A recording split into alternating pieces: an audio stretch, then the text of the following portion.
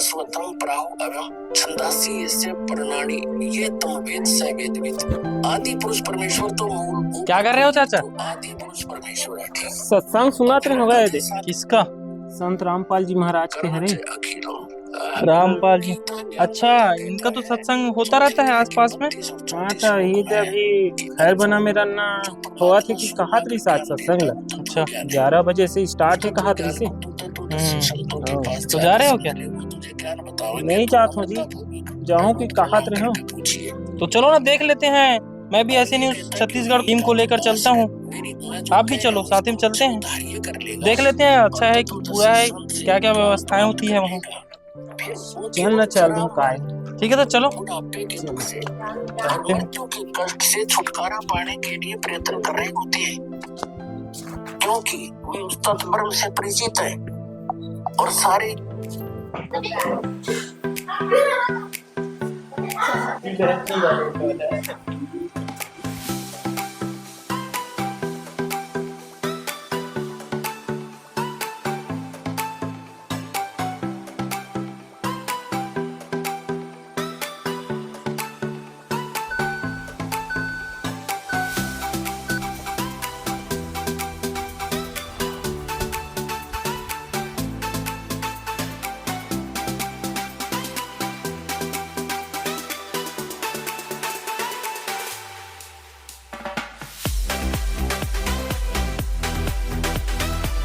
गाँव चाचा पता नहीं चला।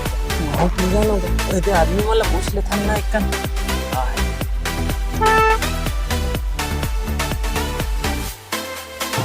तो भैया तो भैया हाँ जी, कौन गाँव है भैया? ये खैर बना भैया। नीचे संत रामपाल जी महाराज के सत्संग होते कहा तरी से कत जगह हुआ। हाँ सत्संग है ना ओकर आज यहीं सामने थोड़ा दूर जाओगे ना, वहीं गौठान में आपको मिलेगा, जहाँ बड़ा चौक है वहाँ पूरा टेंट उसका लगा है और कार्यक्रम बहुत ही शांति तरीके से चल रहा है। यदि मेरा निगाह हाँ पिकट कन गाड़ी आएगा।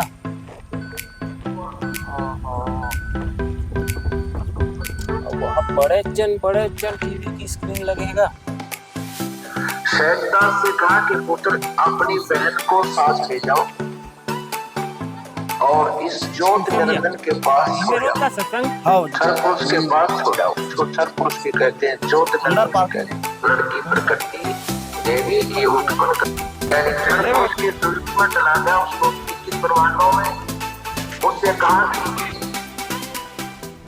दोस्तों नमस्कार, आज ऐसी न्यूज छत्तीसगढ़ की टीम आई हुई है ग्राम पंचायत खैराबना में, जो खैरागढ़ छुईखादान गंडई जिले के अंतर्गत आता है।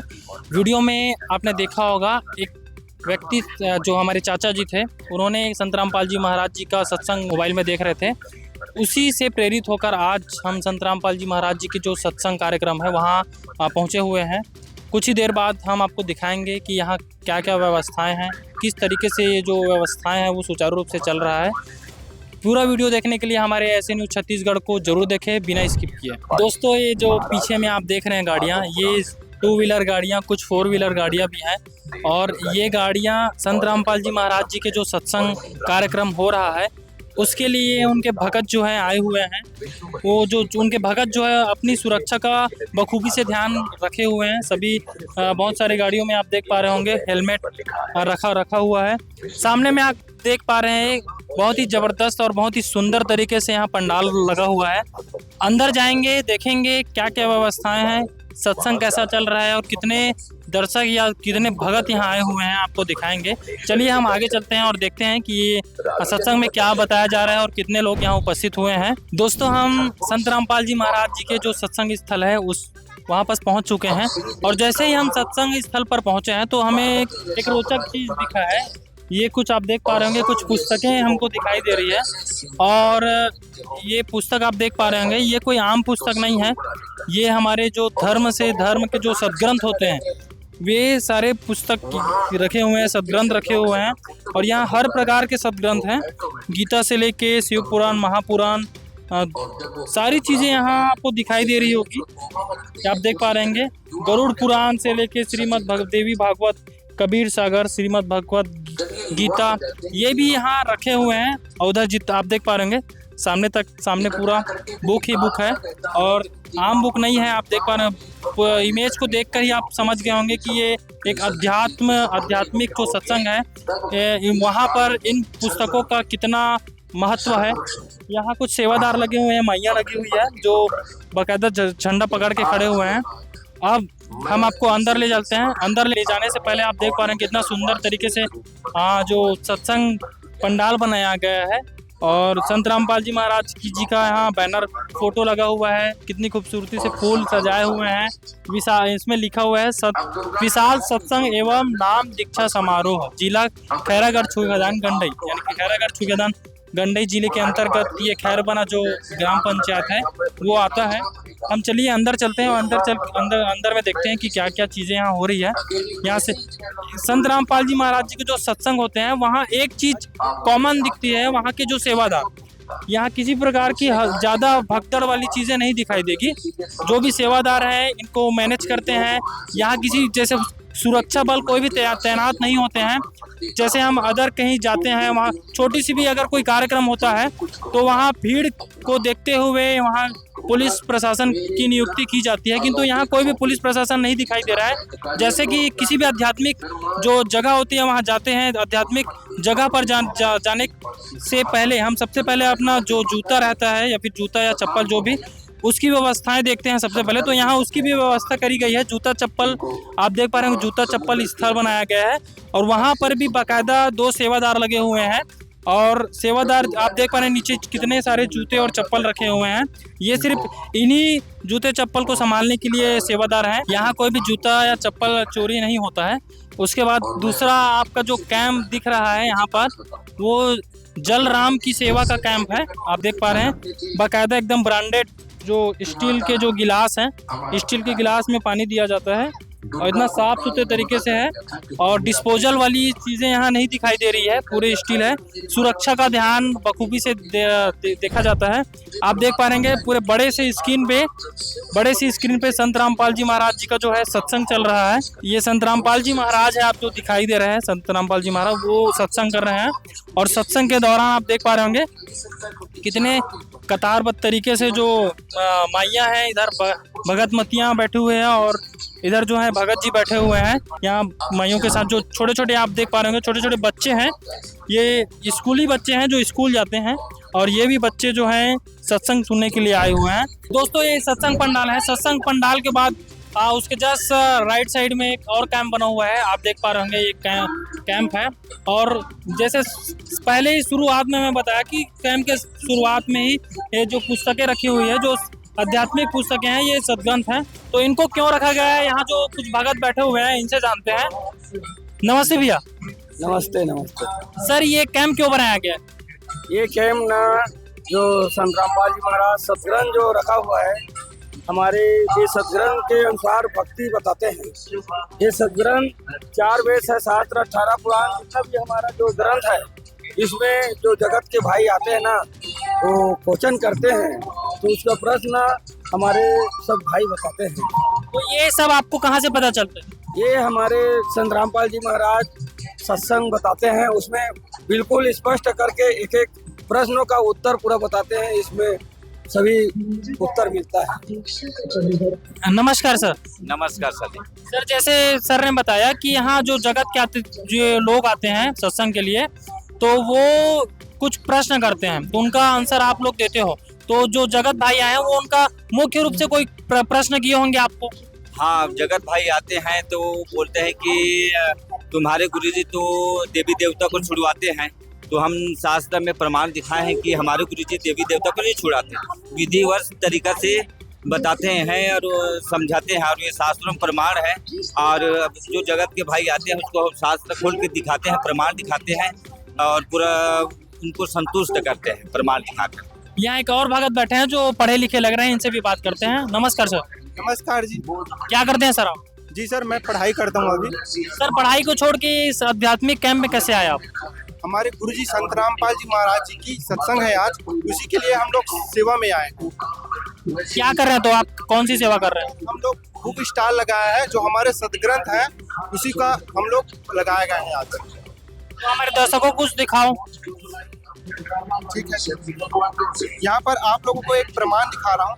जैसे कि हम लोग मानते हैं कि ब्रह्मा विष्णु महेश को हम फाइनल मानते हैं, उसको सुप्रीम गॉड मानते हैं, है ना। उसी के हिसाब से हमारे सदग्रंथ में बताया गया है कि ब्रह्मा विष्णु महेश का उसका जन्म मृत्यु होता है। तो आप लोगों को यहाँ पर प्रमाणित दिखाना चाहूंगा।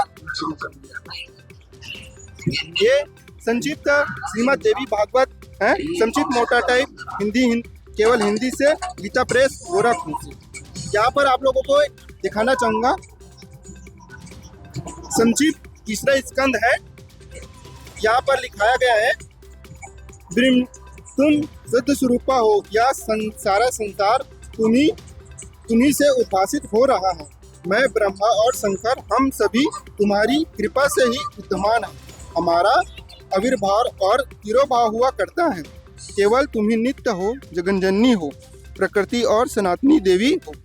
यहाँ पर और बताया गया है प्रमाणित।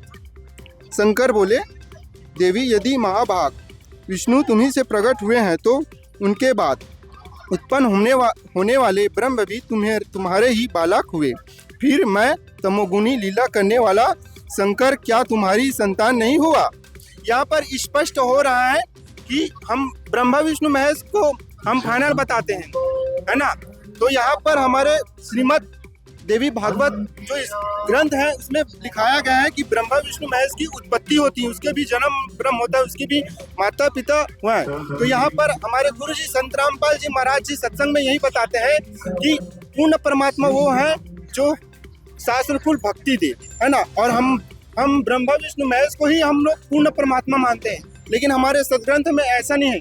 ब्रह्मा विष्णु महेश की भी जन्म मृत्यु बताए गए हैं। दोस्तों, जैसा कि आपने देखा, जो भैया थे उन्होंने बताया और किस प्रकार बताया कि वो सदग्रंथ से किस प्रकार से इस कैंप में अपना सेवा करते हैं। जो जगत के भाई होते हैं, जो संत रामपाल जी महाराज से जो नाम दीक्षा नहीं लिए हैं, उनके मन में जो भी सवाल होते हैं वो अपने यहाँ जो रखे हैं सदग्रंथ, उनके माध्यम से वो उनको प्रमाण दिखाते हैं कि हाँ इस जगह पर ये चीज़ लिखा है।